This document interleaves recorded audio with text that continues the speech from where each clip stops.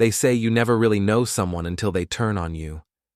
I learned that lesson at my own daughter's dinner table on a Tuesday night in September, with mashed potatoes getting cold and my grandson crying in the next room.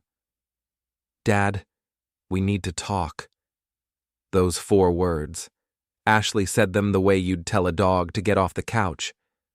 My son-in-law Derek smirked into his wine glass, already knowing what was coming. I could see it in the way he'd positioned himself at the head of the table, my old seat, the one I'd sat in for 3 years while helping them with the mortgage they couldn't quite afford. "Sure, honey," I said, setting down my fork. "What's on your mind?" Ashley glanced at Derek. He gave her a little nod like a director cueing an actor. That's when I knew this was rehearsed. "You're a burden," she said flatly. "You've been living here for 3 years and honestly it's too much. We need our space. We need our lives back. You need to leave." The words hung in the air like smoke. I waited for the punchline, the laugh, the "just kidding, Dad." It never came. "Tonight," Derek added, leaning back in his chair, "we think it's best if you pack up and go tonight." I looked at my daughter, really looked at her. She was 32 years old, wearing the cardigan I'd bought her last Christmas, sitting in the house I'd helped her buy. Her eyes were cold, not angry, just cold, like I was a problem she'd finally solved. "Ashley," I said quietly, "what brought this on?" "What brought this on?" She laughed, but there was no humor in it. "Dad, you shuffle around here like a ghost. You eat our food, you use our water, you take up space in our garage with all your weird tools and projects. We can't have friends over because you're always here. Do you have any idea how embarrassing it is to explain to people that my elderly father lives with us?" "I'm 61, I said. "Exactly. You're not even that old. You could get your own place, you could get a job. Instead, you just exist here. It's pathetic." Derek was practically glowing now, enjoying every second. He'd been waiting for this moment since the day I moved in. I'd caught him stealing tools from my workshop in the garage twice. The second time, I'd told him to put them back, or I'd tell Ashley. He'd put them back, but the look in his eyes promised revenge. "Where exactly do you expect me to go?" I asked. Ashley shrugged. "That's not really our problem anymore, is it? There are shelters, extended stay motels. You could try reaching out to Mom. Oh, wait, she can't stand you either." That one stung because it was true. Linda and I had divorced 8 years ago, and while we were civil, we weren't exactly friendly. "You have 1 hour," Derek said, standing up. "Pack what you can carry. Everything else stays here until we figure out what to do with it." I sat there for another moment, looking at the two of them. Ashley had her arms crossed. Derek had that stupid smirk. Neither of them would look me in the eye for more than a second. "All right," I said, standing slowly. 1 hour. Ashley actually looked surprised that I didn't fight harder. "Good. That's good. This is for the best, Dad. You'll see." I walked to the garage where I'd been sleeping on a futon for the past 3 years. They'd never offered me one of the spare bedrooms. Those were for guests and storage. The garage was unheated in winter and stifling in summer, but it had been mine. I'd set up a small workbench in the corner, kept my clothes in a stack of plastic bins, and tried to stay out of their way as much as possible. Now I pulled out an old grocery bag from under the futon and started filling it. 3 changes of clothes, toiletries, my wallet, my phone charger, the picture of my mother that I'd kept since she died. It all fit in one bag. I could hear them talking in the kitchen as I packed. "Do you think he'll actually leave?" Ashley asked. "He better," Derek replied. "I'm not dealing with his mopey face anymore. Guy's been freeloading for years. He helped us with the down payment." "Yeah, and he's more than gotten his money's worth in free rent and food. We don't owe him anything." I zipped up the bag and looked around the garage one last time. My tools were still on the workbench. A nice set of Craftsman wrenches, a cordless drill, the pneumatic impact driver I'd bought last spring. I'd come back for those later. They didn't know it, but those tools were worth more than Derek's car. I walked back through the kitchen. Ashley and Derek were sitting at the table, not even pretending to care anymore. Derek was scrolling through his phone. Ashley was finishing her wine. "I'm leaving now," I announced. "Okay," Ashley said without looking up. "Take care of yourself, Dad." That was it.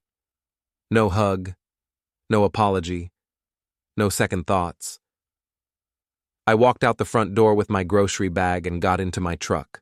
It was a 2003 Ford F-150 with 180,000 miles on it, but it ran like a dream because I maintained it myself. I'd been parking it on the street for 3 years because Derek's precious BMW needed the driveway. I sat in the driver's seat for a long time, staring at the house through the windshield. Lights were on in every room. I could see Ashley moving around in the kitchen, probably opening another bottle of wine to celebrate. Derek passed by a window upstairs, already heading to bed like nothing had happened. My phone buzzed. A text from Ashley. "Forgot to mention, we're changing the locks tomorrow morning. Don't try to come back." I read it twice, then set the phone down. Started the engine. The truck rumbled to life, and I pulled away from the curb without looking back. I drove for 20 minutes before I realized I had nowhere to go. No plan, no backup, just me and a grocery bag and a tank of gas. Most people in that situation would panic. Most people would start calling friends, begging for a couch to sleep on, maybe even swallow their pride and try a shelter. But I'm not most people. See, Ashley made one crucial mistake when she kicked me out. One assumption that was going to cost her everything. She assumed I was weak. She assumed I was broken. She assumed I had nothing and no one. She was wrong. I pulled off the highway and into a 24-hour diner, ordered coffee, and sat in a back booth with my phone. The waitress, her name tag said Brenda, gave me a sympathetic look. I probably looked rough. 61 years old, grocery bag sitting next to me, nursing a coffee at 9 o'clock on a Tuesday night. "Rough day, hun?" she asked. "You could say that." "Well, you're safe here. Coffee's hot and the pie's fresh. You take your time." I thanked her and pulled up my contacts. Found the name I was looking for, Frank Delaney. Frank answered on the second ring. "Well, I'll be damned. Jerry Thompson. Haven't heard from you in what? 6 months?" 8, I said. "I need a favor." "Name it." "I need a place to stay. Tonight." There was a pause. "You okay, Jerry?" "I will be." "Say no more. You remember where the shop is?" "I remember." "Back door's open. Keys are in the drawer by the grinder. Make yourself at home. We'll talk tomorrow." I hung up and finished my coffee. Brenda came by with the check, and I left her a 20 for a $4 cup of coffee. She looked at the bill, then at me. "Whatever you're going through," she said, "it gets better." I smiled at her. "It's about to." The shop was on the east side of town, in an industrial area that most people avoided after dark. It wasn't pretty, chain-link fences, gravel lots, metal buildings with rolling doors, but it was familiar. I'd spent 15 years working here before I'd moved in with Ashley and Derek. I parked around back and used the keys Frank had mentioned. The shop was exactly how I remembered it. Concrete floors, high ceilings, the smell of motor oil and metal shavings. 3 vehicle lifts, a full wall of tools, and enough equipment to rebuild an engine from scratch. In the back corner was a small office with a couch. I dropped my grocery bag on the floor and collapsed onto the cushions. They smelled like old leather and cigarette smoke. Frank's signature. I should have been devastated. I should have been crying or raging or questioning every choice I'd made that led to this moment. Instead, I started laughing. Because Ashley didn't know about the shop. She didn't know about Frank. She didn't know about any of it. For 3 years, I'd let her think I was helpless. I'd let her think I was dependent on her charity, sleeping in her garage, eating her food, living on her terms. But the truth? I'd been playing the long game, and now it was time to make my move. Before we go any further, hit the hype button, take a second to subscribe and like the video. It really helps the channel grow. And tell us in the comments, What would you do in this situation? I woke up on Frank's couch at 6 in the morning to the sound of an air compressor kicking on. My back ached, my neck was stiff, and for a moment, I forgot where I was. Then it all came back. The dinner, the confrontation, the grocery bag. I sat up and rubbed my face. Through the office window, I could see Frank moving around the shop floor, dragging a toolbox toward one of the lifts. He was in his late 50s, built like a fire hydrant, with a gray beard and hands that looked like they could crush walnuts. I stood, stretched, and walked out to meet him. "Morning," Frank said without looking up. "Coffee's in the pot. Cups are where they've always been." I poured myself a cup and leaned against the workbench. The coffee was thick and bitter, exactly how I liked it. "Thanks for letting me crash here," I said. Frank shrugged. "You built half the equipment in this place, Jerry. Far as I'm concerned, you've got a permanent key." He finally looked at me. "You want to talk about what happened?" "Not particularly." "Fair enough." He grabbed a wrench and started working on the car in front of him, a late-model Honda with a bad transmission. "You planning to stay a while?" "If you'll have me." "Stay as long as you need. Hell, you can work again if you want. Lord knows I could use the help."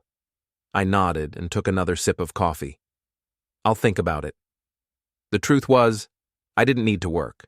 Not in the traditional sense, but Frank didn't need to know that yet. I spent the morning cleaning up the office, making it livable. There was a bathroom with a shower down the hall, and Frank had kept some spare clothes in a locker, old work shirts and jeans that fit well enough. By noon, I looked almost human again. My phone had been buzzing all morning. Texts from Ashley. I ignored them at first, but finally decided to look. The first one was from last night. "Forgot to mention, we're changing the locks tomorrow morning. Don't try to come back." The second was from this morning. "Dad, I need you to sign some papers. It's about the garage stuff. Can you come by?" The third was from an hour ago. "Seriously, Dad, answer your phone. This is important." I deleted all three without responding. Frank came into the office around 1 o'clock with 2 sandwiches from the deli down the street. We ate in silence for a while before he finally spoke. "Your daughter?" "Yeah." "She kick you out?" "Yep." Frank shook his head. "Kids these days. No respect." "It's not just kids," I said. "It's entitlement. She thinks she's owed something just for existing." "You help her buy that house?" $20,000 on the down payment. Frank whistled low. "And she kicks you out? That's cold." "It is what it is." We finished eating and Frank went back to work. I sat in the office staring at my phone. Another text from Ashley. "Dad, seriously, I need those signatures. If you don't respond by tomorrow, I'm going to have to assume you're okay with us selling everything in the garage." That made me smile. She had no idea what was in that garage. The tools she could see were valuable, sure, maybe $3,000 or $4,000 worth. But what she didn't know was that I'd hidden something much more important under the workbench, behind a false panel I'd installed myself, documentation, patents, legal papers, everything I needed to prove ownership of something she'd been claiming as her own for the past 5 years. But I wasn't ready to play that card yet. Instead, I texted back, "I'll think about it." Her response was immediate. "What do you mean, you'll think about it? They're your tools. Either you want them or you don't." Me, "I'll let you know." I turned off my phone and went to help Frank with the Honda. That night, after Frank had gone home, I stayed at the shop and pulled up my laptop. It was an old Dell that still ran Windows 7, but it worked fine for what I needed. I logged into my email and started going through old messages. There were hundreds of them. Most were junk, but buried in there were the ones I was looking for. Correspondence with a patent attorney from 6 years ago. The attorney's name was Patricia Vance, and she'd helped me file patents for a specialized tool adapter I'd designed. It was a small thing, really, just a modification that allowed standard power tools to interface with industrial equipment more efficiently. But it had applications in manufacturing, automotive repair, and construction. Patricia had been enthusiastic about it. She'd said it could be worth real money if marketed correctly. I'd filed the patents under my name, paid all the fees, and waited. 2 years later, a small manufacturing company in Ohio had reached out, wanting to license the design. They'd offered me a modest royalty, 5 cents per unit sold. It didn't sound like much, but they were producing thousands of units a month. For the past 4 years, I'd been collecting royalty checks every quarter. They were deposited directly into a bank account that Ashley knew nothing about. The account currently held just over $200,000. I closed the laptop and leaned back in my chair. Ashley thought I was broke. She thought I was desperate. She thought kicking me out would leave me scrambling. She had no idea I could buy her house twice over without blinking. But that wasn't the revenge I wanted. Money was just money. What I wanted was something deeper, something that would hurt the way her words had hurt. I wanted her to feel small, helpless, humiliated, the way she'd made me feel. My phone buzzed again. I'd turned it back on to check the time. Another text from Ashley. Fine. If you're not going to cooperate, I'm selling everything in the garage on Saturday. Consider this your notice. I smiled and typed back, good luck with that. She didn't respond. The next morning, I drove across town to a different part of the city, the part Ashley had never visited. It was an older neighborhood, working class, with small houses and yards full of chain-link fences. I parked in front of a pale yellow bungalow and walked up to the door. A woman in her 50s answered. She had short gray hair and sharp eyes that reminded me of a hawk. Jerry, she said warmly, I was wondering when you'd show up. Hey, Linda. My ex-wife stepped aside and let me in. The house smelled like coffee and cinnamon rolls. She gestured to the kitchen table, and I sat. I heard, she said, pouring 2 cups of coffee. Brenda at the diner called me last night. Said you looked rough. Small town, I muttered. Small town, she agreed. She sat across from me and studied my face. Ashley really kicked you out? She did. Linda shook her head. I raised her better than that. Did you? She didn't answer right away. Finally, she sighed. I suppose I didn't. I let her get away with too much when she was young, spoiled her, and Derek just made it worse. You don't like Derek. I can't stand Derek, Linda said bluntly. He's a parasite, always has been. He saw Ashley as a meal ticket and she was too blind to see it. I took a sip of coffee. You think she knows? About what? About the patents, the royalties, the account. Linda's eyes narrowed. You never told her? Never came up. I shrugged. Linda started laughing. It was a real laugh, the kind I hadn't heard from her in years. Oh, this is going to be good. What are you planning?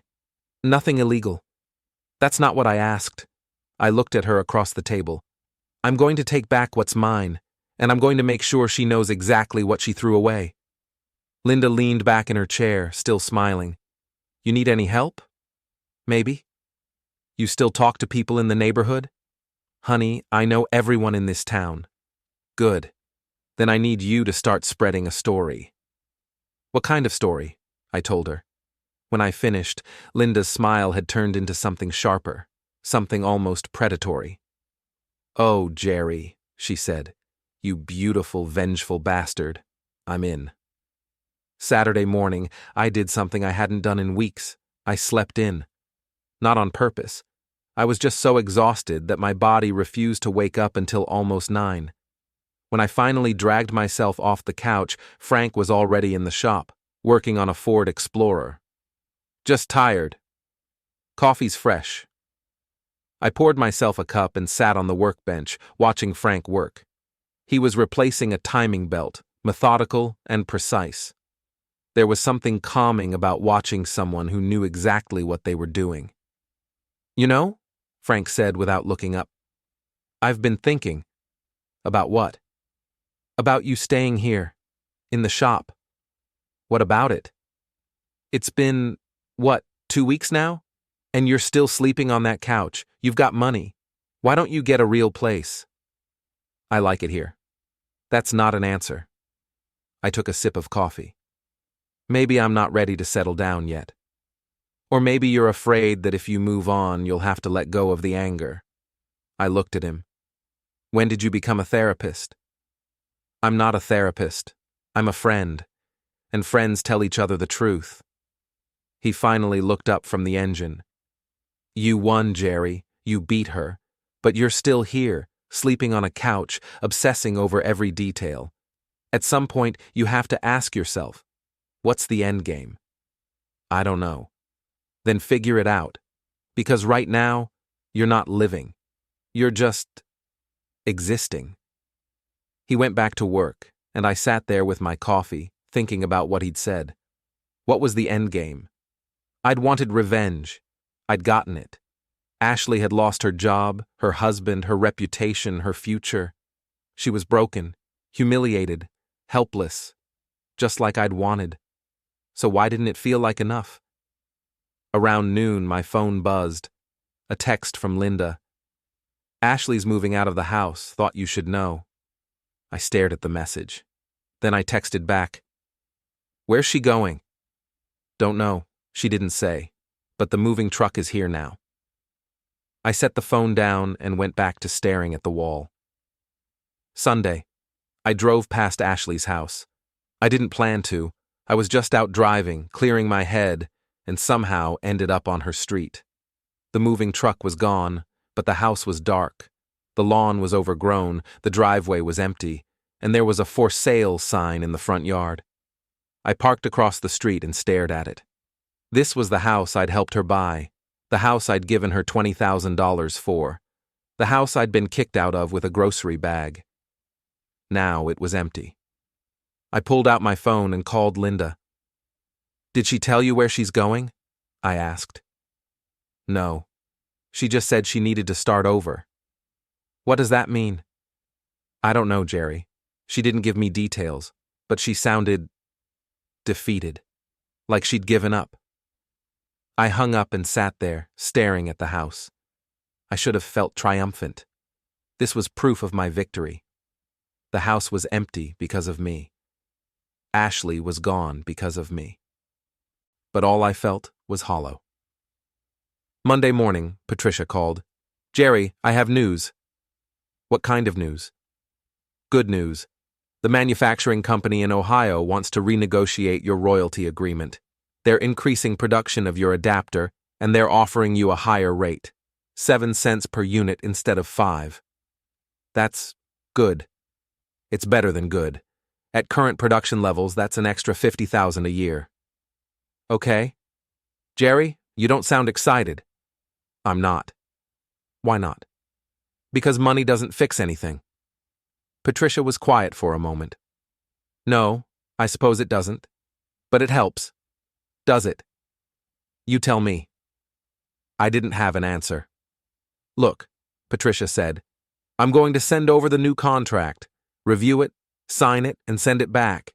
And Jerry, take care of yourself. She hung up. Thursday morning, I woke up feeling different. Lighter, somehow. Like a weight I'd been carrying for weeks had finally been lifted. Frank noticed it too. You look better, he said when I walked into the shop. I feel better.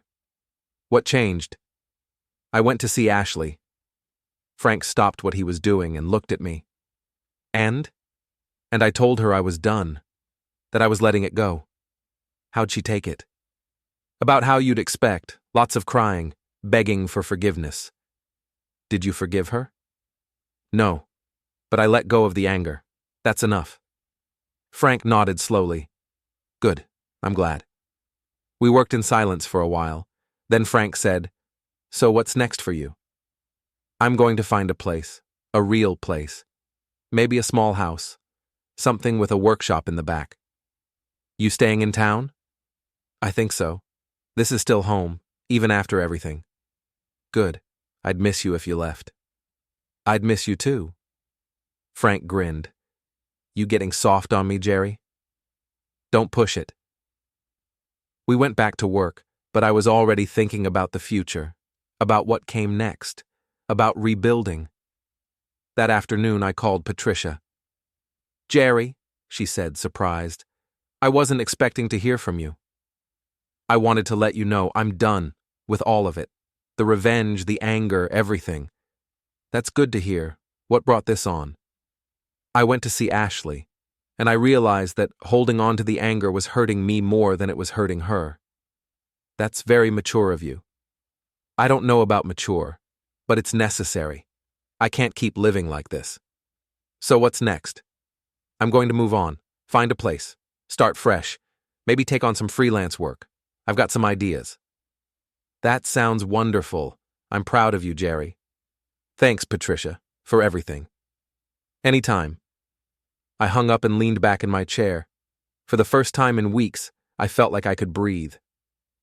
"Friday," Linda called.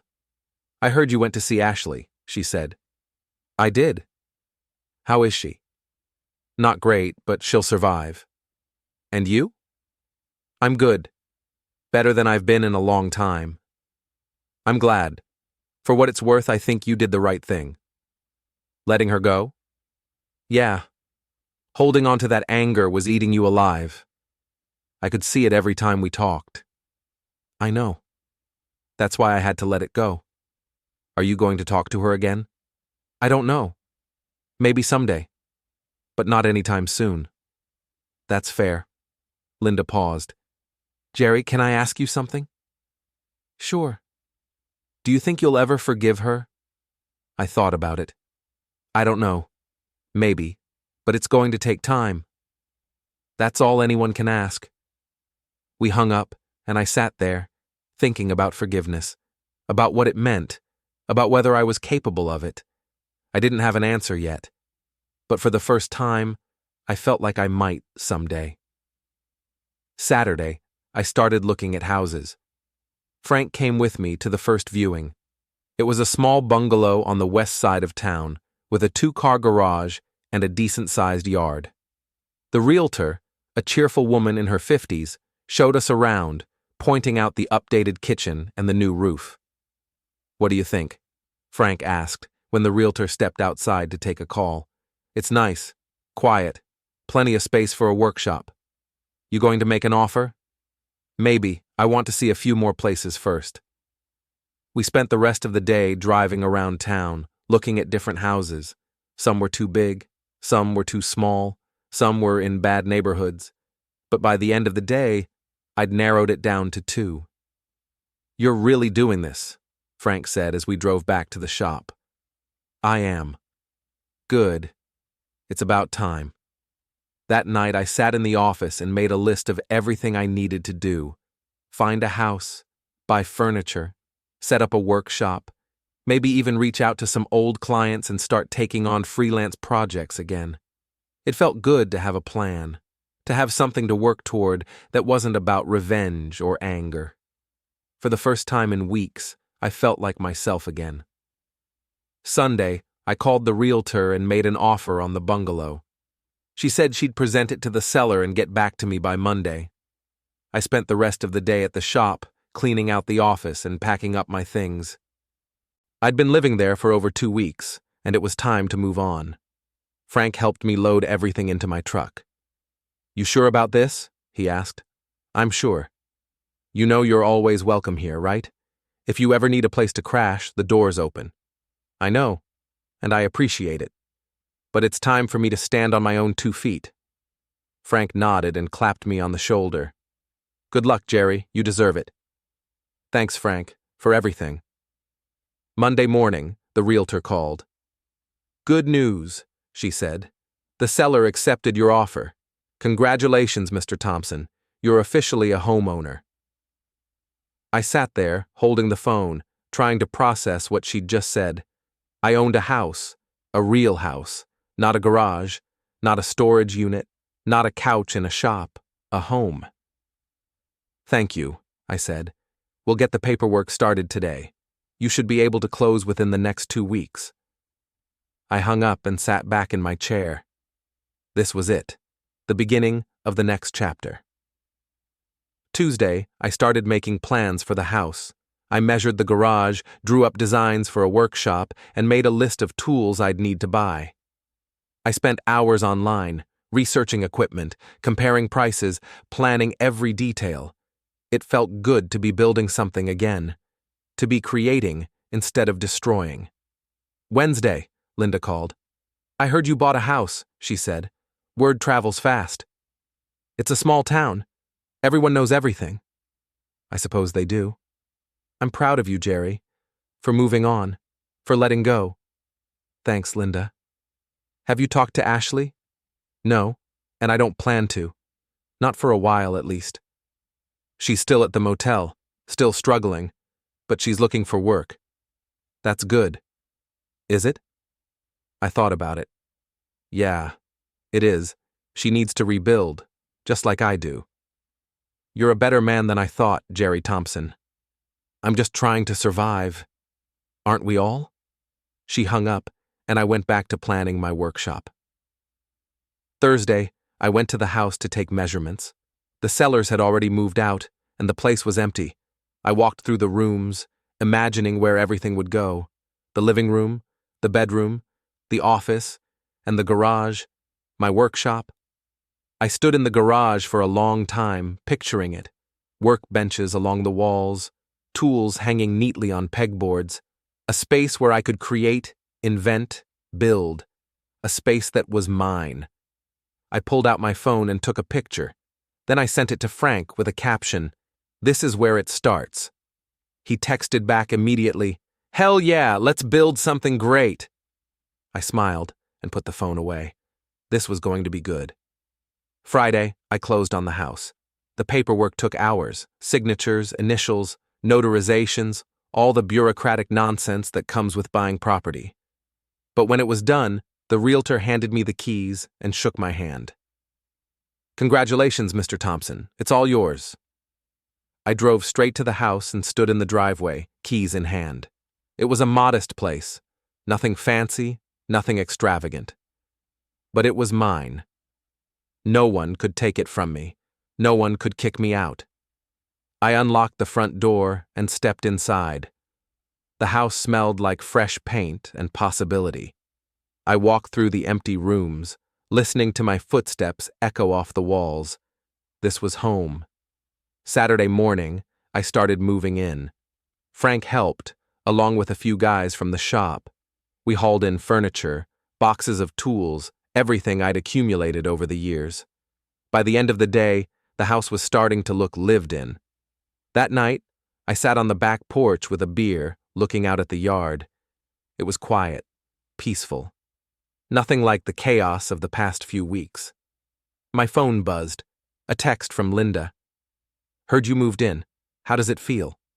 I texted back, good, really good. I'm happy for you, Jerry. You deserve this. I set the phone down and took another sip of beer.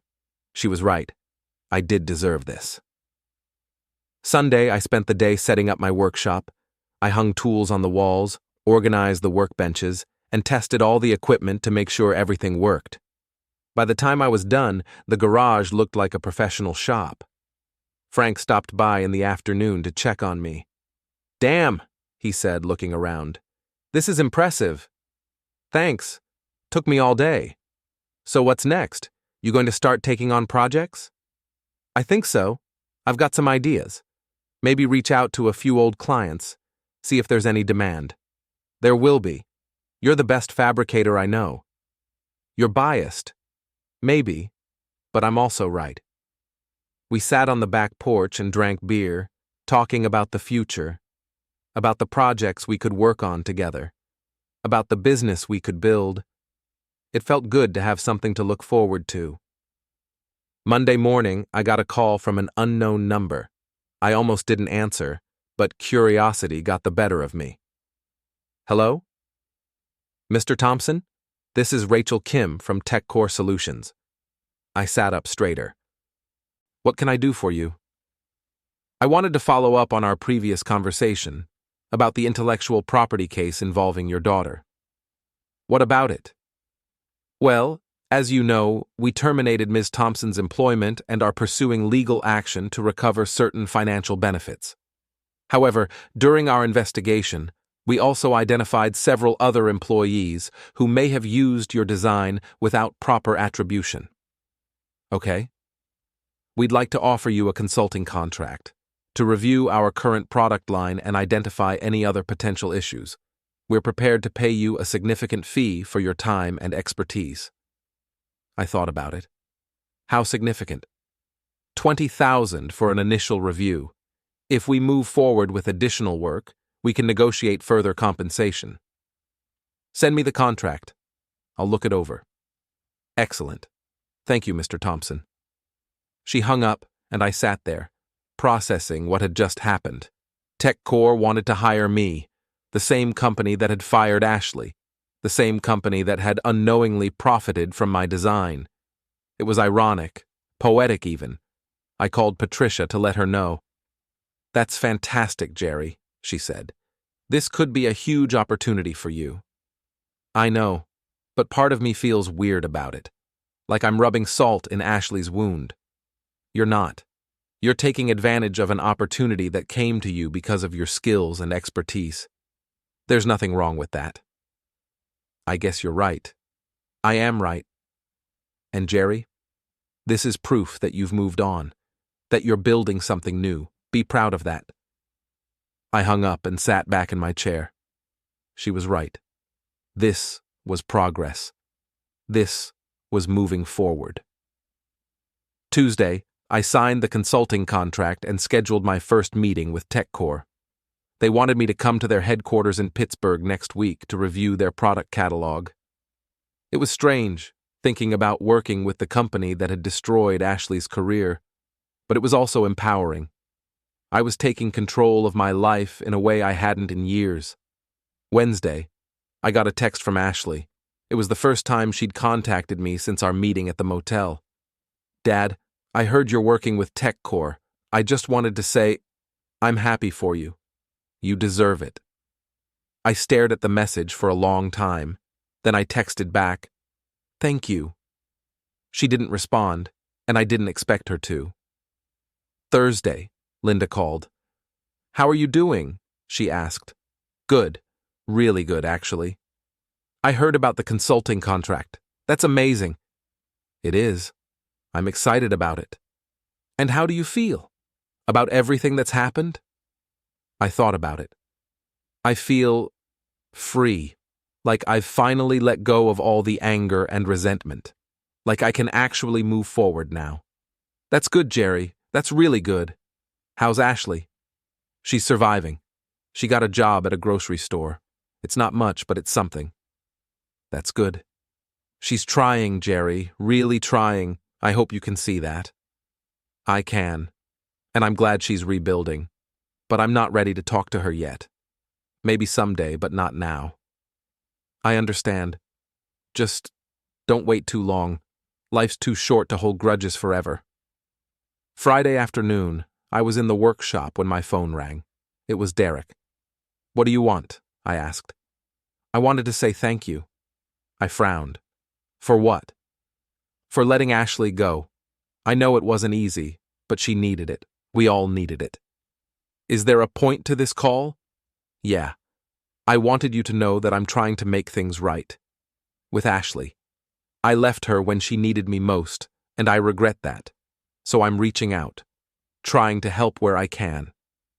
That's very noble of you. I know you don't like me, Jerry. Hell, I don't like me most of the time. But I loved your daughter. I still do. And I'm going to do whatever it takes to help her get back on her feet. Good luck with that. Thanks. And Jerry? Yeah? For what it's worth, I'm sorry for how I treated you. You didn't deserve that.